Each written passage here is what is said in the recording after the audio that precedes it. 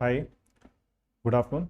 My name is Pratik Gupta and welcome back to my videos on the channel of Unacademy for the Civil Service Examination. So today the topic on which we are going to discuss is about the bad bank. The topic is not new, but it was in news today, so that's why I thought that I need to record a video regarding that.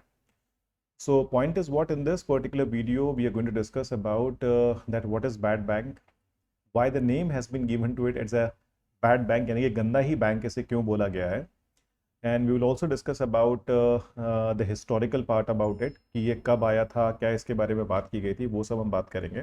ठीक है. And moreover will also talk about the working of this bad bank in case of our country and then in the end will talk about कि अभी ये news में क्यों है. ठीक है. क्योंकि मान के चलिए बैड बैंक कोई नया कॉन्सेप्ट नहीं है इंडिया में, तो it's definitely new, but when it comes to global level it was in 1980s, when the first bad bank was started by one of the bank in USA for the sake of taking care their stressed assets. ठीक है. तो बात करेंगे हम bad bank के बारे में. ठीक है, स्टार्ट करते हैं. So you know this thing that I recently joined Unacademy. It just that first month of my classes are going on with the Unacademy. So the point is what I recently started my plus course on the Unacademy app from 8th of September, and the timing for the batch currently going on is 7 to 9 p.m. 7 to 9 a.m. sorry, that you can simply join and you can take the benefits out of it. And from 10th of October I'm going to start a comprehensive batch that is going to cover the economics for both prelims as well as mains point of view. ठीक है. आप लोगों ने देखा होगा currently अभी GS paper 3 जो economics का यूपीएससी मेंस में आया था, that was one of the paper in which you have most of the economics question, और जितने भी questions उसके अंदर आए except one question I would say that is basically from my notes only, जो हम क्लास में डिस्कस करते हैं और जो हम क्लास में मैं आपको हैंडआउट्स प्रोवाइड करता हूँ.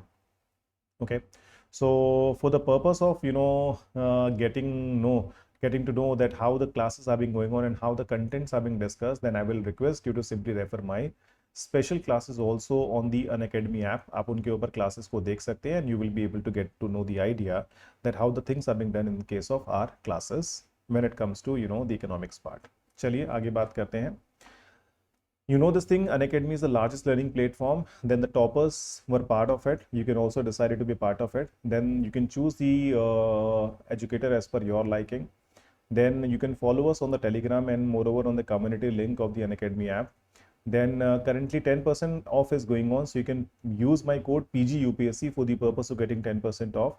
So in the 36 month for the plus courses, you need to pay 2697 after discount. And in case of the iconic courses, you need to pay 4267 per month by after getting 10% off.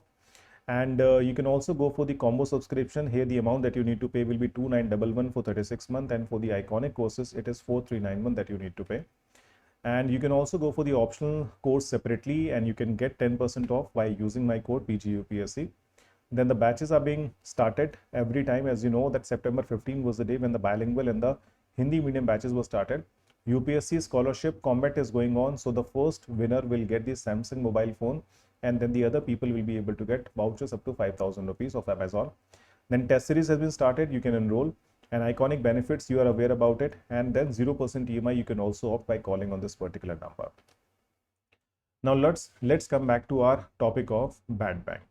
देखिए, जब आप bad bank की बात करते हैं सबसे पहली बात है कि इसको बैड क्यों बोला गया है, क्योंकि देखिए बैंक कभी भी बुरा नहीं हो सकता है, बट फिर भी हमने इस तरह के बैंक को बैड बैंक बोला है.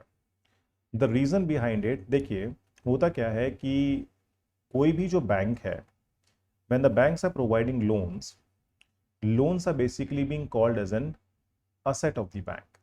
ठीक है. असेट क्यों कहा जाता है, क्योंकि देखिए किसी भी बैंक के केस में दो चीजें होती हैं, liabilities and more over the asset. Liabilities किसी भी बैंक की होती हैं कस्टमर्स के deposit. whatever amount of money you people are being keeping in a bank, that the bank need to pay it back whenever you will demand.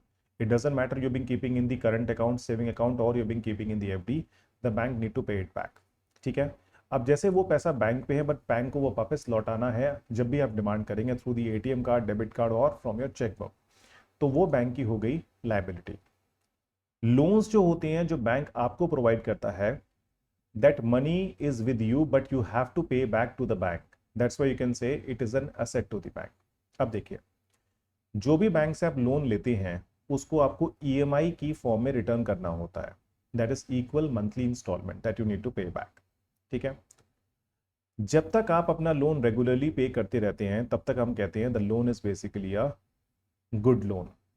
ठीक, but somehow when the people stop paying the EMI to the bank, और bank को जब पैसा मिलना वापस बंद हो जाता है तो बैंक क्या कहता है, that my loan which was good now turn into something called bad. Okay, so good loans are basically those which are those from which the bank is keep on getting the EMIs on time, and the bad loans are basically those from which the banks are basically facing problem in terms of recovering the money, तो उनको आप bad loan का नाम देते हैं। ठीक है, अब देखिए आगे बात करें, अगर हमारे लोन्स असेट्स हैं तो हम कह सकते हैं कि these are basically the bad assets of the bank because banks are not able to get anything out of it and the banks are facing problem. ठीक, अब देखिए एक चीज और होती है कि जब तक बैंक से जो भी बैंक आपको लोन प्रोवाइड करता है, अगर कस्टमर उसको टाइम पे रिटर्न करता रहता है in the form of EMI, तो हम ऐसा भी कहते हैं कि the assets of the banks are basically performing. Okay, the banks assets are basically performing.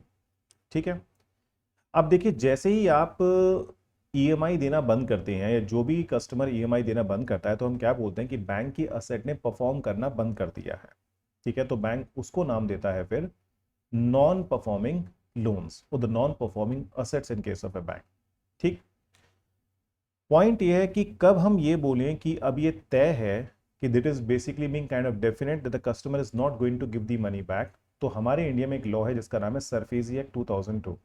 ठीक है, जिसकी फुल फॉर्म अगर मैं आपको बताऊं, securitisation and reconstruction of financial asset and enforcement of securities interest act. I am repeating the full form, securitisation and reconstruction of financial assets and enforcement of securities interest act. ठीक है, ये इसकी full form हो गई। अगर कोई भी customer 3 महीने यानी कि 90 days continuously if the person is not paying the interest और you can say the principal amount and interest both, अगर वो रिटर्न नहीं कर रहा है तो बैंक उस लोन को नॉन परफॉर्मिंग एसेट डिफाइन कर देता है। So what is the meaning here, non performing asset is basically an asset from which the bank is not able to recover the money for continuously 3 month, यानी कि 3 महीने तक bank को उससे पैसा वापस नहीं मिल रहा है। ठीक है, अब देखिए जो एक बैंक होता है उसको नॉर्मली काम क्या है, बैंक का काम होता है कि आपके डिपॉजिट एक्सेप्ट करना और डिपॉजिट एक्सेप्ट करके आपको बाद में उसी पैसे को लोन के रूप में आपको प्रोवाइड करना। So basically bank is working as a channelizer of what, savings into investment. वो सेविंग्स को टर्न करता है, चेंज करता है किसके अंदर, इन्वेस्टमेंट के अंदर। Getting what I am trying to say. अब देखिए बैंक का काम ये नहीं है कि बैंक अननेसेसरी के मतलब आप मानिए कॉम्प्लिकेटेड चीज़ों में पड़ेगा कि अगर आप डिफॉल्ट करते हैं या फिर आप कहीं गायब हो जाते हैं या कहीं आप जानबूझ के लोन वापस नहीं कर रहे हैं या बैंक से कोई बंदा आया आपने उसे पीट के भगा दिया या आपने उसकी पिटाई कर दी, जो भी किया। ठीक है, तो बैंक का बेसिकली काम ये नहीं होता है। बैंक में आप देखेंगे जब आप जाएंगे वहां पे आपको सोफिस्टिकेटेड लोग मिलते हैं, एकदम बढ़िया से ड्रेस्ड अप, अच्छे खासे जो कपड़े पहने हुए हैं, like if you talk about the males, pant shirt tie, these kind of things they wearing, and if you talk about the ladies they wearing a very good salwar suit और they wearing in a very good attire that is called sari. Okay, तो उन लोगों का काम ये नहीं होता कि घर पे आके वो इस तरह से आपसे लोन की डिमांड करें, क्योंकि देखिए वो बैंक का काम नहीं है। बैंक का काम है आप शराफत से पैसे लेके गए हैं तो शराफत से पैसे वापस कर दीजिए। ठीक, अब देखिए पॉइंट क्या है, गवर्नमेंट ऑफ इंडिया ने क्या किया, 2002 में एक लॉ बनाया जिसका नाम है सरफेसी एक्ट 2002, जिसके अंदर बैंकों ने कहा कि देखिए सर हमसे नहीं हो पाता है, लोग आते हैं पैसे ले जाते हैं डिफॉल्ट करते हैं और हमारे बस की नहीं है कि जा जाके हम उनसे पैसा रिकवर करें, बिकॉज लोग बहुत बदतमीजी करते हैं। तो गवर्नमेंट ने कहा ठीक है एक काम करो, हम आपको ऑप्शन देते हैं इस लॉ के अंदर कि जो लोन आपसे आराम से रिकवर हो जाए आप रिकवर कर लो, जो आपसे रिकवर नहीं होते हैं उनके लिए हम क्या करेंगे, we are going to make a new kind of a company called asset reconstruction company नाम की हम कंपनी बनाएंगे। ठीक है, इन कंपनी का रजिस्ट्रेशन होगा आरबीआई के अंडर। ठीक है, so under this law section 3 basically provides about the ARCs, asset reconstruction company, और ये बेसिकली कंपनियां वो होंगी जो रिकवरी करने में आप मान के चलिए माहिर होंगे, दे have N expertise in terms of recovering the money. अब देखिए बहुत सारी मूवीज में दिखाते हैं ना कि जो रिकवरी एजेंट होते हैं वो घर पे आते हैं, वो पिटाई करते हैं, गुस्सा करते हैं, लड़ाई करते हैं, झगड़ा करते हैं, शोर मचाते हैं, ऐसा कुछ नहीं करते हैं। देखिए, these people are basically those who are having an expertise in terms of recovering money through legal means, legal तरीके से पैसा आपसे रिकवर करते हैं। ठीक, तो देखिए पॉइंट क्या निकल के आता है, जिन लोगों से बैंक आराम से रिकवर कर लेता है दैट इज टोटली फाइन, जिनसे वो रिकवर नहीं कर पाता है बैंक क्या करता है, उनके लोन्स को, एआरसीज को, they have an option to simply sell. Okay, they can simply sell the loans to the ARCs. ठीक, अब देखिए मान लीजिए there is a bank called ABC bank limited. Okay, there is a bank called ABC bank limited. ठीक, अब ABC bank limited से mister X ने एक लोन लिया and now the person is not giving the money back, और मान लीजिए जो बकाया है, the money that need to be received by the bank is ₹1 crore. Bank ने कोशिश करी आराम से रिकवर करने की, बैंक से रिकवरी नहीं हो पा रही है। तो सरफेजी एक्ट के अंदर जो कंपनी बनी जिसका नाम है असेट रिकंस्ट्रक्शन कंपनी, जो आरबीआई की परमिशन के साथ बनी है, तो उस केस में क्या है, ये जो बैंक है ये जाएगा एआरसी के पास कि भैया देखो तुम्हारे पास एक्सपर्टाइज है पैसा रिकवर करने की, एक काम करो ये मिस्टर एक्स वाला लोन आप खरीद लो and you recover it. ARC क्या करेगा, इस लोन को स्टडी करेगा और स्टडी करने के बाद देखेगा is there really a chance to recover the money और नॉट, और मान लीजिए एआरसी को लगा कि हाँ चांस है पैसा रिकवर हो जाएगा। ठीक है, तो उन्होंने ऑफर दिया एबीसी बैंक लिमिटेड को कि सर मैं आपका 1 करोड़ का loan, I will purchase it for ₹60 lakh, मैं 60 लाख का परचेज करूंगा। ठीक है, अब देखिए लोन तो 1 करोड़ का है, at what price they want to buy, they want to buy at a price of ₹60 lakh. तो बैंक कहेगा सर 60 लाख कम नहीं है, तो एआरसी क्या जवाब देगा, देखिए सर मैं आपको उस लोन के ₹60 लाख दे रहा हूं जिससे आपको एक पैसा भी नहीं मिलता है, that means I am taking a big risk in terms of buying your loan at even ₹60 lakh, because what if I will not be able to recover, और अगर मैं रिकवर नहीं कर पाया तो मुझे पूरे 60 लाख का नुकसान हो जाएगा। ठीक है, बैंक बोलता है सर अगर आपने पूरा रिकवर कर लिया, तो कहता है हाँ सर मुझे प्रॉफिट होगा, पर सर मैं रिस्क भी तो ले रहा हूं इसके लिए। So point is what, when the ARCs are buying the loans of the banks which are basically bad loans, ठीक है, so they are not paying the complete amount of money, they are simply bargaining and then after that they are being paying them x amount of money। अब देखिए ABC bank limited को एक तरीके से तो पूरा लॉस ही है because they are not able to recover, but यहाँ पे अगर वो 60 लाख का भी लोन उसको सेल कर देंगे then still you can say they will be able to get something out of it, कि कम से कम कुछ तो मिलेगा। तो मान लीजिए एक्सेप्ट कर लिया, लोन सेल कर दिया, and then you can say loan is being transfer to whom, to the ARC. Now ARC will recover the money.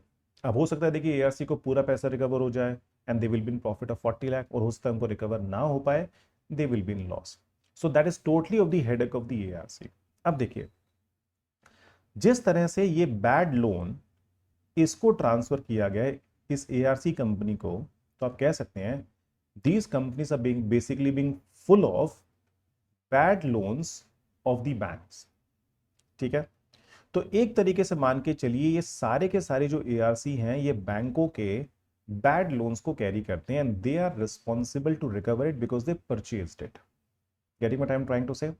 तो इसलिए देखिए हम कह सकते हैं technically we can say these are those banks which are basically carrying the bad loans of the various banks, that's why the name has been given to them as a bad bank in our country, किनको bad bank का नाम दिया गया है। ठीक है, अब देखिए इंडिया की अगर हम बात करके चलें तो यहां पे जो पॉइंट्स देखिए मैंने लिखा है, bad bank will work like an asset reconstruction company given under the SARFAESI act, ARCs are given under section 3 of the Surface Act 2002 and are registered under the ambit of RBI। आगे देखिए, an asset reconstruction company is a special type of financial institution that buys the debtors, debtors means the bad loans only of the bank at a mutually agreed value, जैसे मैंने आपको example दिया 1 करोड़ का loan 60 lakh में purchase किया, and attempts to recover the bads or associated securities by itself, यानी कि वो कोशिश करेंगे। अब देखिए कई बार क्या होता है जब कंपनीज के रिलेटेड लोन होते हैं, so if they will be able to buy, find a suitable buyer to buy that company, तो वो उसको बेच के पैसा रिकवर कर लेते हैं। और कई बार क्या होता है कि जब वो ऐसा नहीं कर पाते हैं then they will simply go through the liquidation process under the IBC and the other insolvency and bankruptcy code 2016 and then they will be able to recover certain amount of money, but obviously that is going to take good amount of time. ठीक है, अब देखिए हमारे India में जो first ARC थी उसका नाम है ARCIL, that is asset reconstruction company India limited, was the first company in a country that was set up under this act. Okay, तो ध्यान रखिएगा ARCs को RBI के अंडर रजिस्टर होना पड़ता है। कुछ कंपनीज के एग्जांपल दूं आपको, Alchemist ARC Limited, ARC India Limited, Phoenix ARC Private Limited. So these kind of companies you will find in case of our country. अब देखिए, ये जो ARCs हैं, इनकी जो कैपेसिटी है बैड लोन को बाय करने की, that is basically they are being able to buy the loans of smaller amount. ठीक है, छोटे मोटे लोन 1 करोड़ 2 करोड़ 10 करोड़ 50 करोड़ छोटे मोटे लोन ये परचेस कर लेते हैं। बट पॉइंट क्या है, when it comes to big loans like the loans worth of 100 crore 200 crore 500 crore and so on, यानी कि जो बड़े बड़े लोन है 500 करोड़ 1000 करोड़ के, इनके पास इतनी कैपेसिटी नहीं होती है कि ये उनको परचेस कर पाए। ठीक है, अब आप जानते हैं हमारे इंडिया में when it comes to the government banks, these banks are being facing massive problem in terms of bad loans, यानी कि bad loans भर भर के इनके पास है, and these are basically those bad loans which are being mainly defaulted by the corporates। क्योंकि देखिए individual के केस में तो बैंक मान के चलिए आई विल से पैसा रिकवर कर लेता है, क्योंकि होम लोन है, अगर आपने पैसा नहीं दिया तो आपका घर बेच देंगे, अगर आपने कार लोन लिया, अगर आपने कार लोन वापस नहीं किया तो आपकी कार लेके आपकी कार बेच देंगे। ठीक है, केवल और केवल एक जो लोन बचते हैं वो बचते हैं पर्सनल लोन, जिसके केस में मान के चलिए बैंक को प्रॉब्लम होती है, यानी कि यहाँ पे कोई भी सिक्योरिटी तो होती नहीं है, क्योंकि मान लीजिए आपने पर्सनल लोन लिया घूमने फिरने के लिए, खाने पीने के लिए। अब मान लीजिए आपने घूमने फिरने के लिए लोन लिया कि that you want to go to Germany for a holiday. ठीक है, जैसे भी अक्टूबर फेस्ट चल रहा है जर्मनी में, कि आपको अक्टूबर फेस्ट जाना था, जर्मनी में बियर फेस्टिवल लगा हुआ है कि आपको घूमने जाना है, आप घूम के आ गए। अब आपको ये थोड़ी कहेंगे भैया तुम पैसे वापस नहीं दे रहे हो तो अब एक काम करो तुम जहर पी के दिखाओ। Are you getting what I'm trying to say? So they basically don't do such kind of a thing। तो यहाँ पे अगर एक बार लोन चला गया तो मान के चलिए पैसा डूब गया आपका। ठीक है, बट पॉइंट है पर्सनल लोन में इंटरेस्ट रेट इतनी ज्यादा होती है 14-15% की, तो बहुत ज्यादा इसके अंदर कुछ प्रॉब्लम होती नहीं है, लोग डिफॉल्ट करते हैं बट बहुत बड़ा इशू इसके अंदर नहीं आता है। Are you getting what I am trying to say? तो देखिए पॉइंट यहाँ पे ये है कि छोटे मोटे लोन तो वो रिकवर कर लेते हैं। अब जब मान लीजिए कॉर्पोरेट्स वाले 2-3 हजार करोड़ के लॉस देते रहे, सब माले की कंपनी हो गई, जेपी ग्रुप हो गया, DHFL हो गया, बहुत बड़ी बड़ी कंपनी इन्होंने डिफॉल्ट किया है, तो उनके केस में कैसे पैसे को रिकवर किया जाए। Okay, though we have a law called IBC 2016, but मान के चलिए that is process is also being kind of very lengthy, और अगर बैंक उसके अंदर पढ़ते हैं तो उसमें भी काफी लंबा टाइम लग जाता है। तो देखिए हुआ क्या, 2016-17 के इकोनॉमिक सर्वे की आपको बात बताऊं, in this particular point government ने अनाउंस किया कि हम एक बैड बैंक बनाएंगे। बैड बैंक कौन? It's a kind of an ARC only, जो बेसिकली सरकारी बैंकों के जो बैड लोन है उनको अपने कंट्रोल में लेके and they will do the recovery part. और नाम क्या दिया गया उस टाइम? द नेम वाज पारा, public sector asset rehabilitation agency was the name given that point of time, but the point is that wasn't materialized। ठीक है, वो पूरा नहीं हो पाया। अब मिनिस्ट्री ऑफ फाइनेंस ने बजट 2021-22 के अंदर फिर से बैड बैंक के रिगार्डिंग बात करी। ठीक है, बैड बैंक की बात है कि हम बैड बैंक बनाएंगे, और इस time this time you can say the thing has been materialized. ठीक है, अनाउंस करने के बाद आप देखिए गवर्नमेंट ऑफ इंडिया लेके आई बैड बैंक, और उसका नाम क्या दिया? They have given a name called NARCL। Okay, the name has been given as an NARCL, National Asset Reconstruction Company Limited। अब जैसे देखिए यहाँ पे पढ़ेंगे, NARCL has been incorporated under the Companies Act and has applied to Reserve Bank of India for license as an asset reconstruction company in our country। अब देखिए है क्या, इसके अंदर जो 51% ओनरशिप होगी कंपनी के अंदर, वो होगी हमारी सरकारी बैंक होगी। दैट मींस सरकारी banks are basically those who are going to put money to initiate one company. ठीक है, and that name will be NARCL। ठीक है, अब देखिए पॉइंट यहाँ पे क्या है कि when the NARCL is being started by the public sector bank, तो बात ये हुई है कि this asset reconstruction company initially as per announced detail by the government of India, they are going to acquire bad loans worth of around 2 lakh crore of the government owned banks। कि सरकारी बैंकों के जो loans हैं खराब, सोचिए 2 lakh crore, such a huge amount of bad loan, कि इन लोन्स को ये लोग अपने अंडर कंट्रोल में लेंगे। ओके, अब देखिए पॉइंट क्या है, आगे पढ़ेंगे।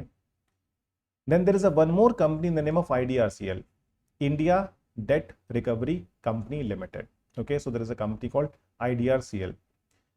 India Debt Resolution Company Limited is a service company operational entity which will manage the asset and engage market professionals and turnaround expert.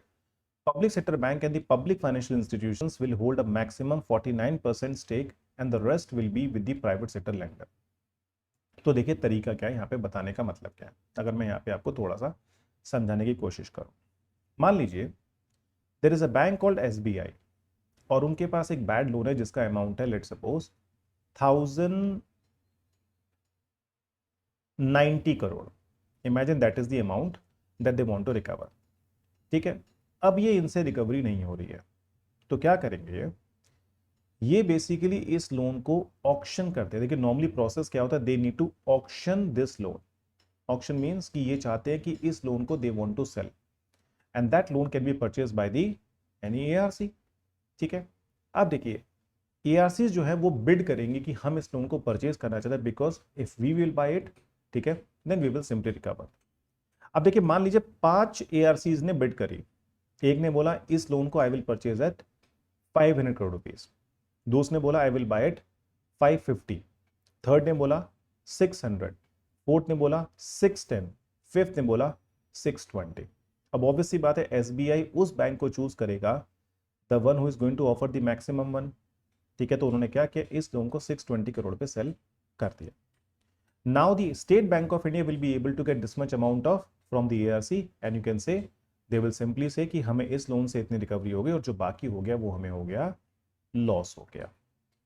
ठीक है, अब जब एआरसी को इसको बेचा गया है तो अब ये लोग रिकवर करेंगे। Now they will go and they will recover but the point is what, they need to pay the complete amount of money in just one go to the State Bank of India. State Bank of India का पूरी payment वो कर देंगे। अब now that is a complete headache of the ARC to recover the money। इस तरीके से काम चलता है नॉर्मली। बट देखिए NARCL के अंदर काम कैसे होगा, जैसे कि गवर्नमेंट बैक्ड है, इसको गवर्नमेंट ऑफ इंडिया की सपोर्ट है, तो यहां पे देखिए काम करने का तरीका क्या होगा। मान लीजिए NARCL ने बोला इस लोन के लिए as the State Bank of India is not able to get a good amount of money here by selling it this asset in the market, NARCL is going to provide the maximum value margin। NARCL ने बोला ठीक है इतने का loan है, I will buy it 1000 crore rupees का मैं इसे परचेज कर लूं। ठीक है, अब देखिए नॉर्मली क्या था यहाँ पे कि that you need to make the complete payment here in just one go, but क्या किया जाएगा, NARCL इसकी 15% पेमेंट इनको इमीडिएटली कर देगा। That means they will do the payment of 150 crore rupees immediately.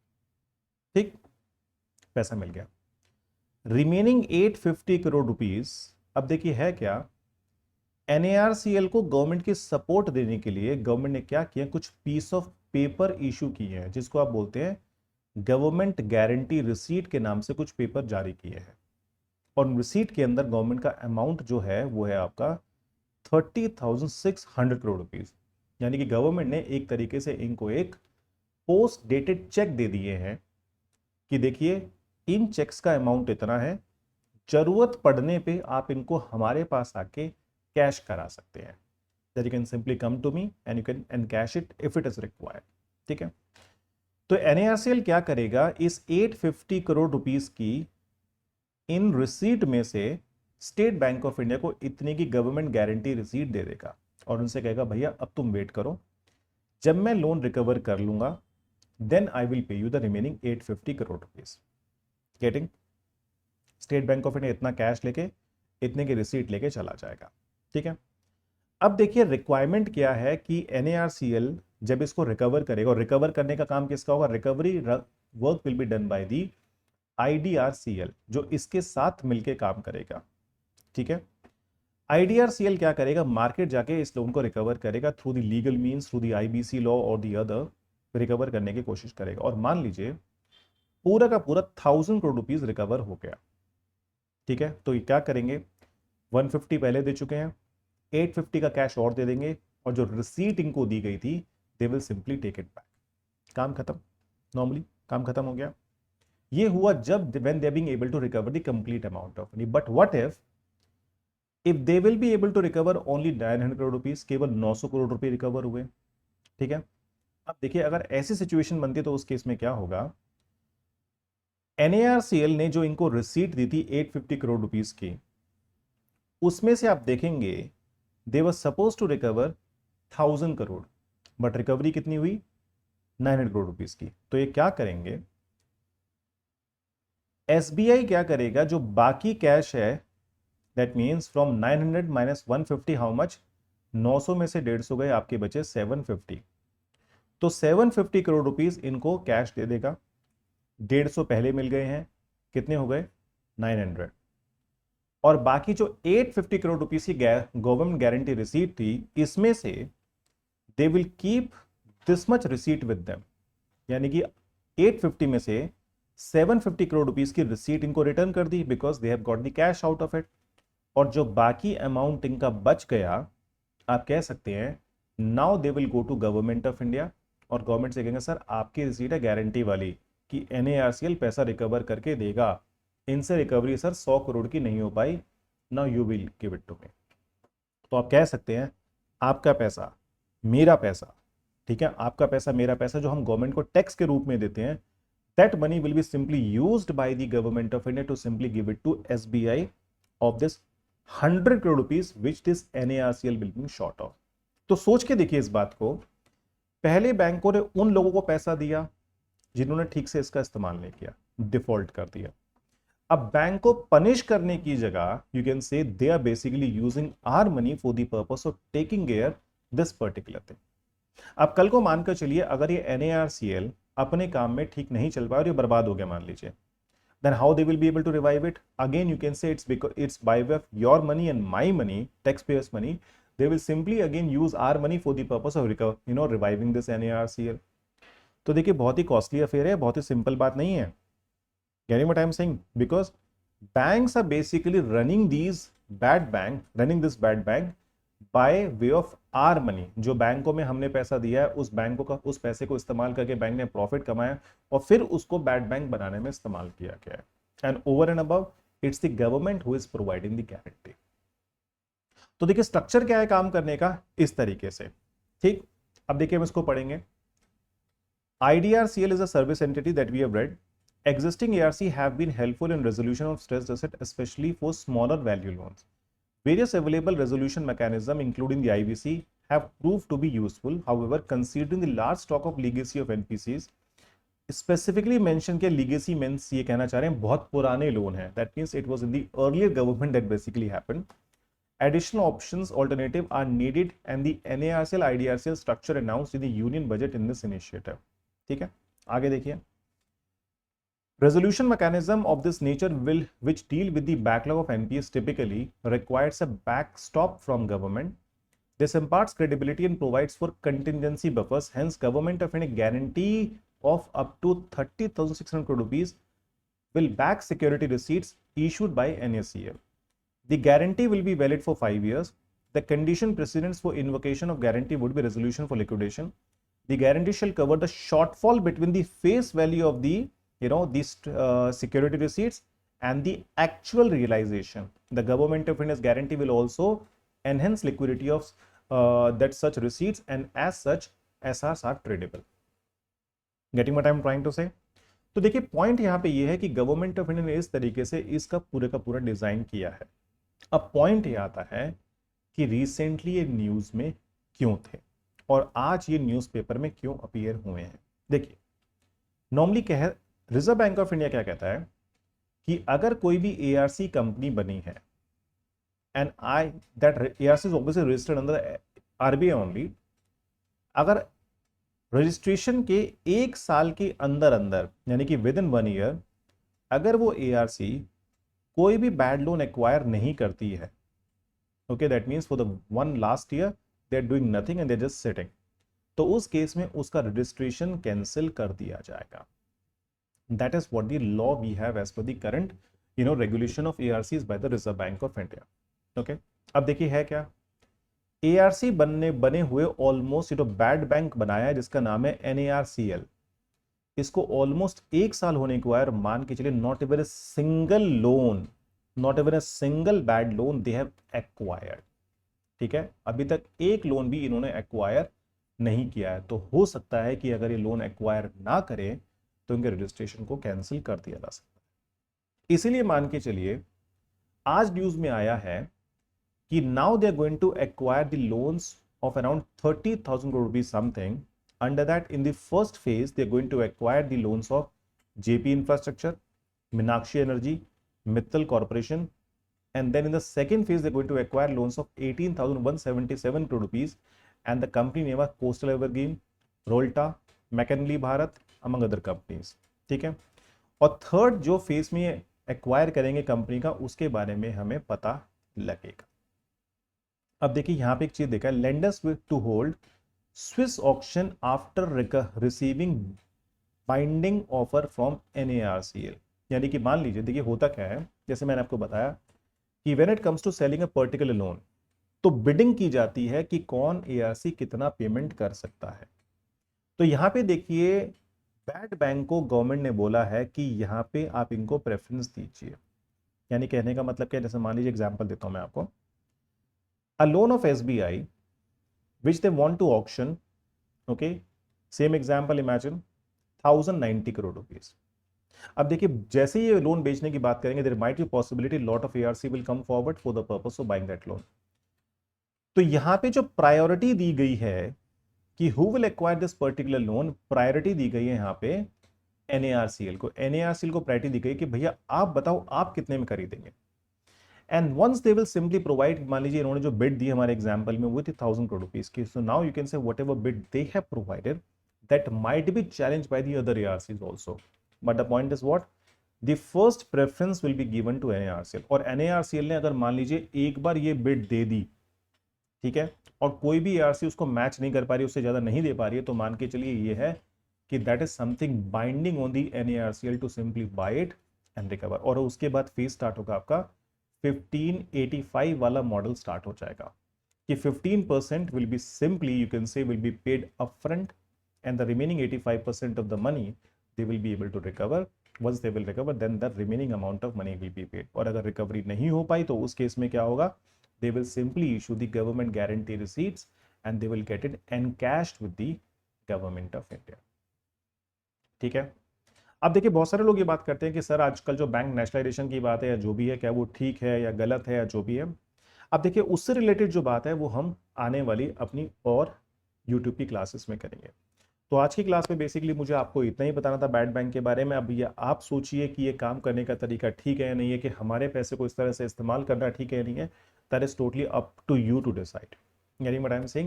So that is the brief about the bad banks working. I hope आपको समझ में आया होगा और आपको अपने एग्जाम में, और देखिए ये पर्टिकुलर टॉपिक जो है वो आपका मेनली रिलेवेंट है प्रीलिम्स पॉइंट ऑफ व्यू से। Getting what I'm trying to say? That is one part. So now before ending the class, as you know, Doubt Darbar is going on. So you know this thing, 3 days are being left. कि 27 September को you can go for the history and geography. And on 28 September you can go for economy, environment and science and technology. The timing will be 5 p.m. and then on 29th you can go for the polity, current affairs and IR, and the timing will be 7 p.m. So that is what the timings are when it comes to doing the doubt session. तो अपने doubts clear कीजिए, enrol कर सकते हैं by scanning this QR code.